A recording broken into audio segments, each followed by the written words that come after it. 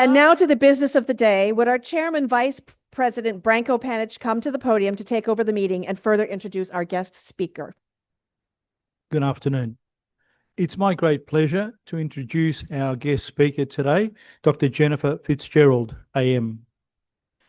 Over a 40-year career, Jennifer has worked as a clinician, senior executive, chief executive officer, and as a non-executive director in the health, aged care, community and disability sectors. Jennifer has a Bachelor of Applied Sciences, Physiotherapy, a graduate diploma of Physiotherapy in Neurology, and a Master's in Business Administration, as well as a Doctor of Physiotherapy. She holds fellowships for the Australian Institute of Company Directors and the Institute of Managers and Leaders, and is Professor of Physiotherapy at the University of Melbourne. She was awarded the Order of Australia Medal, AM, in 2021, along with being recognised as a member of the COVID-19 Honour Roll and in recognition of her leadership in response to COVID-19. In 2016, she was the Victorian winner of the Telstra Businesswoman of the Year, and currently she is Group Chief Executive Officer of the St Vincent de Paul Society, Victoria. Please make Jennifer welcome. Hello, everyone, and thank you so much for the invitation to be here. I'd like to commence by acknowledging the Wurundjeri people of the Kulin Nation and pay my respects to elders past, present and emerging, and extend that respect to any other Aboriginal or Torres Strait Islander who may be present with us today. So as Branko said, my name's Jenny Fitzgerald. I'm Jennifer if I'm in trouble. So I go by the moniker of Jenny. And I have had the privilege for the past 2 and a little bit years of being the Group Chief Executive Officer for the St Vincent de Paul Society here in Victoria. It's great for me to be here with you today and to acknowledge Rotary's long history of service and involvement in Australian communities. My connection with Rotary runs deep. So my father, Jim White, was a founding member of the Ballarat East Rotary Club, a Paul Harris Fellow and a District Governor. So I feel a real connection to the work you do and to your purpose. And so service above self resonates very strongly with me. And I presume that the influence of both my parents, my mother was a Vincentian, has really shaped the career that I've had in human services and always in the not-for-profit or government side of human services. So those values guide me as I lead an organisation that is this year 171 years old. The society in Victoria was founded before Federation, which I find very interesting, and I listened to your long history, and you can see the impact that organisations such as these have had on the shape of Australian society.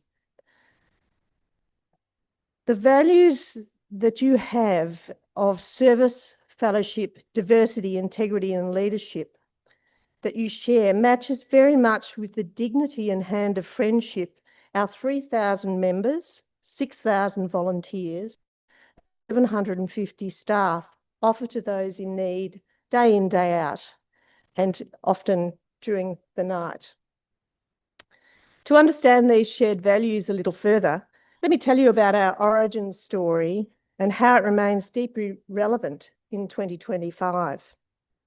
So the St Vincent de Paul Society was founded in Paris in 1833 when a 20-year-old law student who went on to become the youngest professor of law in history at the Sorbonne University, a man named Frederick Ozanam, began providing practical assistance to people who were struggling.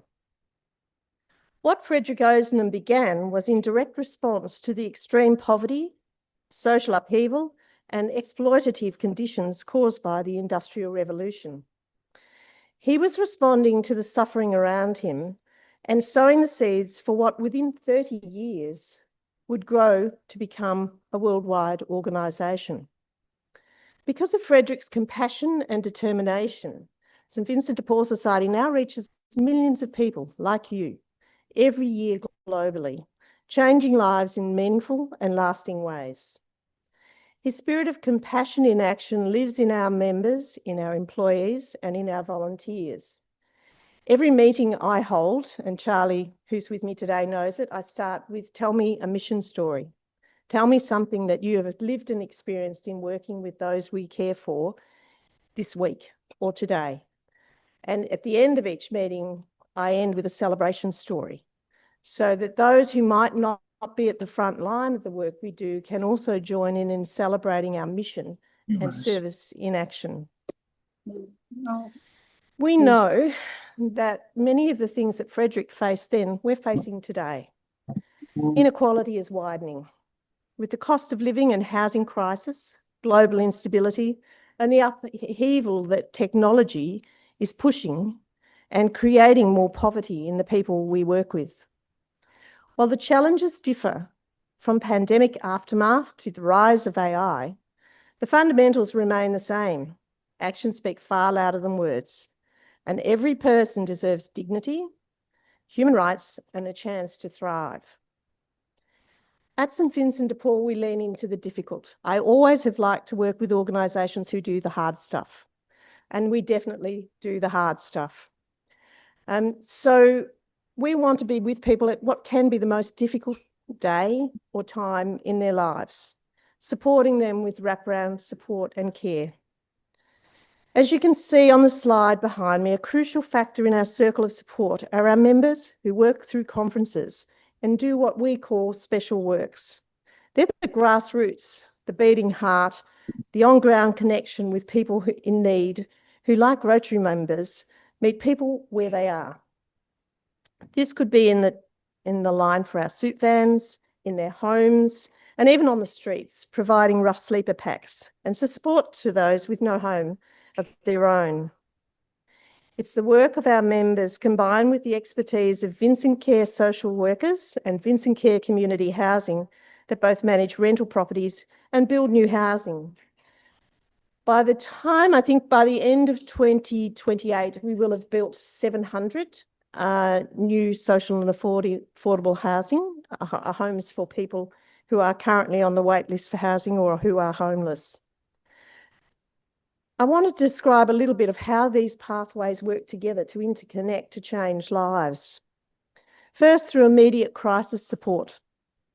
Our crisis support includes food through our soup vans. I hope you've seen our soup vans around town, especially here on our drop-offs, and our pantry vans. Shelter through crisis accommodation at Osenham House in the North Melbourne area, and Olive's Place for women and children escaping family violence in Melbourne's southeast. And the companionship offered by thousands of members and volunteers across Victoria through home visitation and outreach. Secondly, we offer recovery and stability.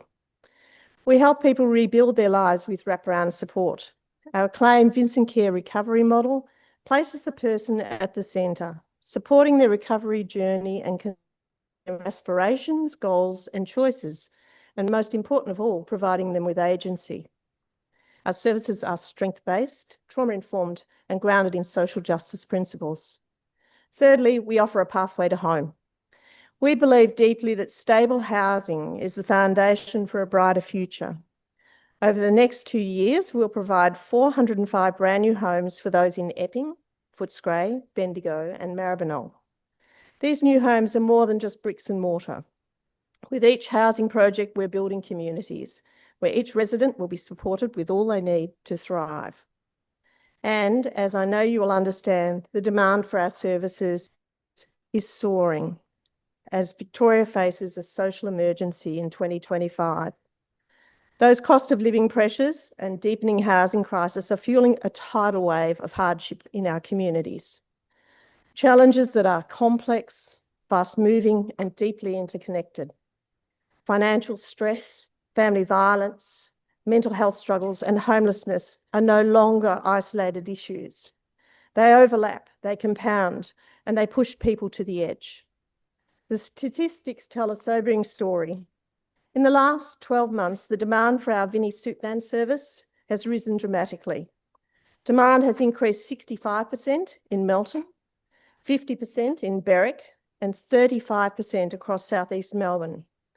9 out of every 10 calls to our call centre are for people seeking food, the absolute basics.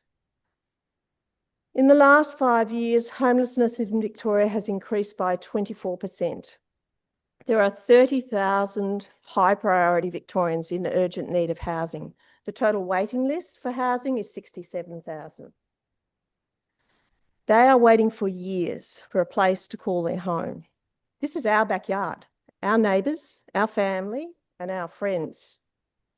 The St Vincent Paul Society is uniquely placed to respond to this tide of need. Our members and volunteers are part of the very communities we serve, like you. We see the struggle up close and stay closely connected to the problems real people face. When I speak to our members, volunteers and staff on the front line of this crisis, they tell me that a lot has changed over the last few years. Once the people who visited our soup vans were on no or very low incomes, but the lines have become longer and the people who are in those lines has changed. Today, people from all walks of life in our city and state are having to line up for food. The cost of living crisis is making it harder for more people to get by. We are seeing working people, older women, students, and families with young children lining up for food. I'd like to tell you about Bianca, and we have changed her name to protect her privacy. Recently, Michelle, our senior financial counsellor in Shepparton, met Bianca, who came to see Michelle facing one of the darkest periods of her life. Bianca had found the strength to leave a very violent marriage with her teenage daughter, and they fled with almost nothing. They were temporarily staying with Bianca's mother in her spare room. Bianca was facing bankruptcy, with creditors chasing her for debts incurred from a business she and her husband had run, where he had forced her to make personal guarantees for those debts. Her only income was Centrelink JobSeeker, which was $816 per fortnight. Michelle, our senior financial counsellor, worked closely with Bianca to find a way through that situation. She negotiated with creditors who Bianca felt were actively chasing her. She had fear of being chased. And she was able to waive $16,000 of debt. She also stopped creditors pursuing her for $17,000 debt in her and her husband's name. Crucially, Michelle's support meant Bianca avoided bankruptcy. Michelle enabled Bianca to find a way forward with what felt like an overwhelming situation. She can now move on with her life and seek to get housing for her and her daughter, and we're helping her to do so. Family violence isn't just physical. Financial abuse can inhibit someone's ability to leave and make it incredibly hard for them. The hub in Shepparton supports 230 women every year like Bianca. That's just one of our hubs, just to give you a sense of the scale of need. And now we're partnering with like-minded organisations like Rotary, the government, our corporate partners and the wider community to continue our work and create positive impact. As a trusted partner of government, we walk alongside policymakers and communities to deliver emergency support, build pathways to stability and provide long-term housing solutions. We mentioned the CEO sleep out a little earlier in this meeting. I've just completed my second CEO sleep out. It's a long, cold, hard night, and it's just one night.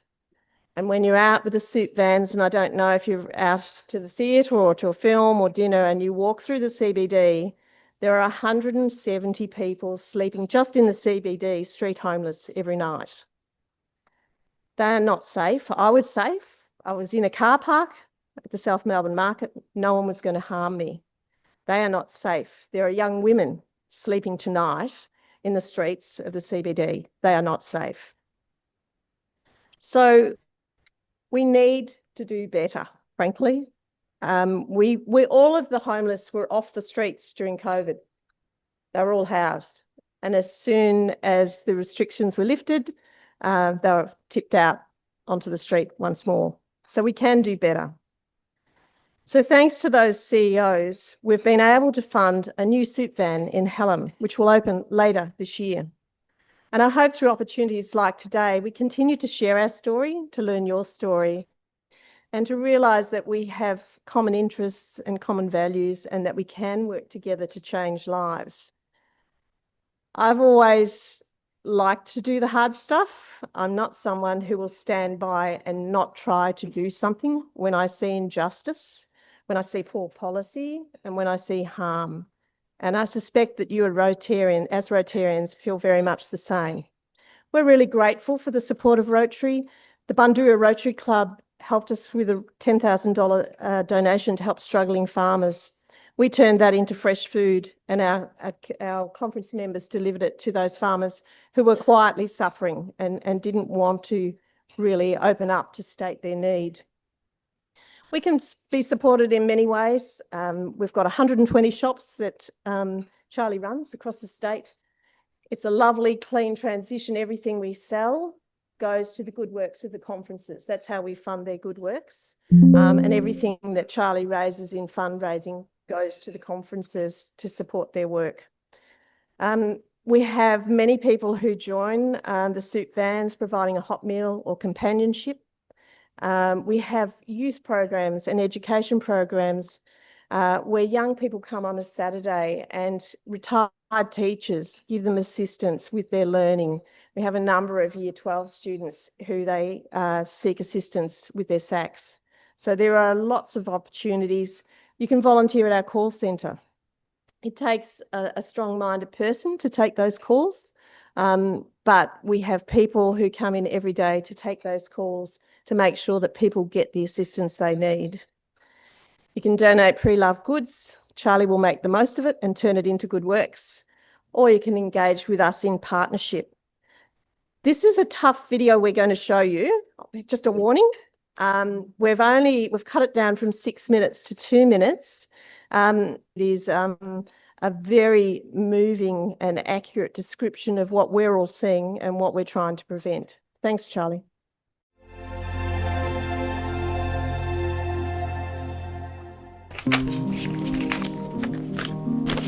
Dear Vinnies. Dear Vinnies. Dear Vinnies. Dear Vinnies, I had to write to let you know what a difference you've made to the lives of myself and 2 children. We had to leave our old house in a hurry when my ex-partner became threatening and we were fearing for our lives. We had absolutely nothing. We'd been sleeping on towels on the wooden floor until your volunteers dropped off beds. That was the first night my youngest slept through the night ever.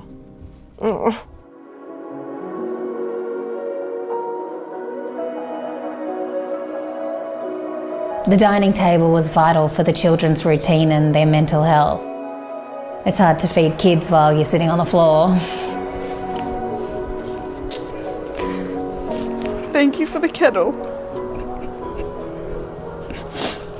I felt very uncomfortable asking for it because I can heat up water on a stove, and I was worried that I was asking for too much. I mean, it was a kettle for God's sake, but it's emotional to speak about even now. And to know that I wasn't taking up too much space and I have some worth and it's okay to ask for a kettle. There's little things like that, going above and beyond, that make such a difference to someone who's totally exhausted and stressed out. It felt very human to have someone treat you so kindly. Thank you, Vinnies, for being a lifeline, because it did so much for my self-esteem at the time. As a mother and as a person, you've made this place a home, our little cosy, safe space. Yours truly, Jasmine. That's so sweet. I just volunteer here, you know, like kind of like a small thing could be really helping out. And just thinking about, you know, a kettle sleeping on the floor as well. That's very, very sad. It's so relatable as a woman and a mum, just imagining what this woman went through, yeah.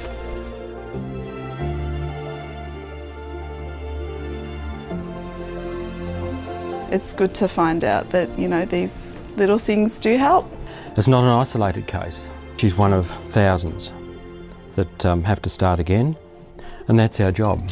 to help people through these times. So it's great to know that we have a committed team of people willing to do anything and everything basically just to help others in need. I feel really blessed to be part of that team. Everything that we do, it's just, yeah, with purpose, yeah.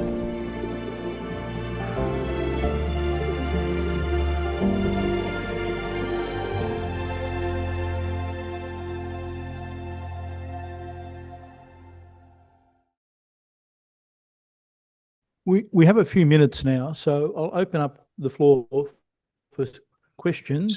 I think we've got a roving mic. Marg, you've got the mic. You may as well start with the first question, I think. I might even be very selfish and have the first question. Jennifer, first of all, I really am aware of the work of St V's. I live in North Melbourne and we have people sleeping in cars all over North Melbourne every night. I'm also aware of St V's amazing work on energy and reducing bills for people and trying to do work that Gavin Duffy's been working on for years. But I'm wondering if you can tell us about another program, which is River Nile, which the club is interested in. Thanks, Branko. As Branko said in my introduction, I have a few roles. And one of them is as the chair of the board of the River Nile School in Capel Street, North Melbourne. This is a specialist registered school for women and young girls who are asylum seekers and refugees. They are unaccompanied, so they have been in refugee camps. Many have experienced horrific trauma, and I won't go into the details of that, but horrific trauma. And so the River Nile School, the name came because a number of the students came from the areas around the Blue and White Nile. And in Islam, water is life. And so it was a group of Somalian students who said, well, the River Nile gives us life. And so that's the origin of the school. It's an interesting school because there is an equal balance on the educational program, but also a health and wellbeing program. So there are equal numbers of staff doing both. So every girl is individually case managed. A lot of them have significant issues that they're dealing with personally, financially, culturally. And so that school was shortlisted as internationally as one of the 10 schools in the world for addressing those types of complex needs. So it's a great place to work. My commitment to them is that I'm going to build them their forever home. At the moment, we're renting 2 floors in a union office in Capel Street. So I've committed to them that before I go off into the sunset, I'll make sure that they have their forever home. Jenny, good afternoon.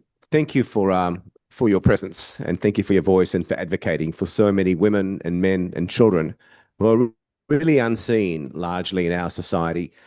My question to you is, where do you find your tenacity, your foresight, and your resilience to take on government, to request funds from business, to really advocate for a lot of people who deserve the advocacy, and to give them a hand up, not just a hand out? The short-term handout is great, but the hand up to change their lives. Where do you find that inner strength and the ability to network as you do and bring so much good? Thank you. Thank you for the question. I think at the beginning I referenced my upbringing. It's clear that I am a reflection of the values of my parents and family.